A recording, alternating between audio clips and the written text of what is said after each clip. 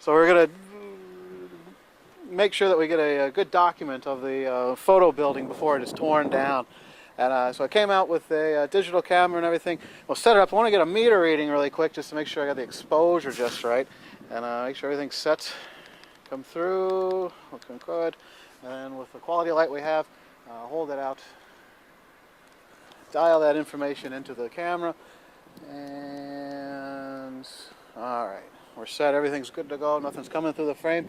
And then 3, 2, and 1, everything looks great. Beautiful. Beautiful shot of, the sort of building and everything. Maybe do a couple of others, just to have it. And once we do this, we can go ahead and take them. We can take a look at them under the screen in the classroom and see what we got. Add it to our collection before the building's torn down and everything. Take a look at the image that we just shot on the side of the photo building. So I've got the card loaded up. Go ahead and open it up into the desktop and just pull it up in preview just to be able to see it. And whoa, there is a considerable amount of dust in the image. When dust is on the sensor, it blocks the light from hitting the sensor, converting light into zeros and ones, and leaves these unsightly gray spots, usually in the sky. And boy, I should have double-checked to make sure that the sensor on the digital camera was clean before actually going out to shoot. Around here we say dust is the enemy. It's an old saying, so we might as well try to combat that and get rid of it. And that's okay. I've got a dusting device called a rocket blower, as well as a sort of static-free cloth. And we'll try to clean off this digital sensor, because this is hours of post-production in Photoshop that could have been easily avoided just with a few extra minutes before we went out to do a shoot. Let's go somewhere where the light's a little bit better, and we'll see if we can get this dust off of the sensor from the camera. So I want to somehow clean the digital sensor on the camera.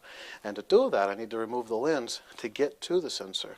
And to do that lens removal is to push this button in on the side of the camera, grab onto the lens, and give it about a quarter turn. The lens should come right off, and you put the lens down someplace safe. So lens is off the camera, and underneath a bright light source so we can really see what's going on inside of here. There's a mirror right there that's flipped down, and that's the part of the SLR, a single lens reflex mirror. I want to somehow prop that mirror open. The worst thing you could do is to touch the mirror. You'll never do that. 2 ways to prop the mirror open for cleaning. One is through the shutter speed of bulb, B-U-L-B, and that's located on the shutter speed dial. And so you have to search through maybe the longer exposures. And then the last one you should find is the bulb setting.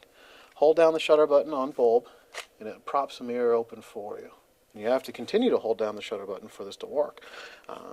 If you let go of it, it closes.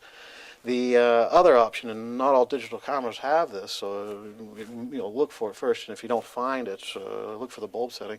There's a setting, at least on this Nikon camera, under the wrench icon of lock mirror up for cleaning. And if I set it to that, I hit the shutter button once, it holds the mirror up for me. And that way I don't have to keep one finger under the shutter button. And that way it props the mirror up, and then I can go in with a rocket blower or a cleaner and clean all of this dust off of the image sensor. So I'm going to go ahead and hold the mirror up for cleaning. And I've got it set to hold the mirror up for me with the settings on the inside the menu. If I hit the shutter button once, it holds the mirror up.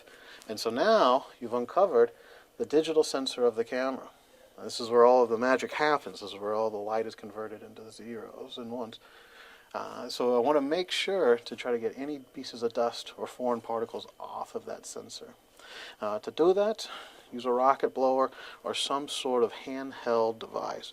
You never want to use a can of compressed air. You never want to take a deep breath and blow on the sensor as well, because you could end up spitting on it or getting foreign materials on it, making it even worse. Easiest way to do this is let gravity work with you.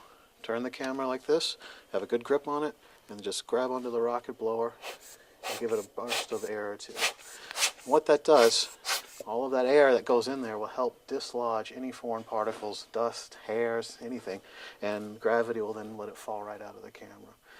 Once you think you got it, take a good look at it and look at the light reflected off the surface of the glass, not onto it, but the light reflected on the surface.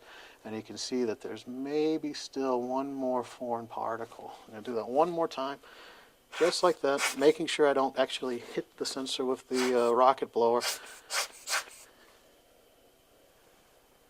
And there we go. Looks nice and clean. So I want to make sure that I then go ahead and turn off lock mirror up feature and go ahead and close down, and then the camera's ready for use again. So the sensor's clean, and now I'm ready to start shooting again. I want to go back out and make that image.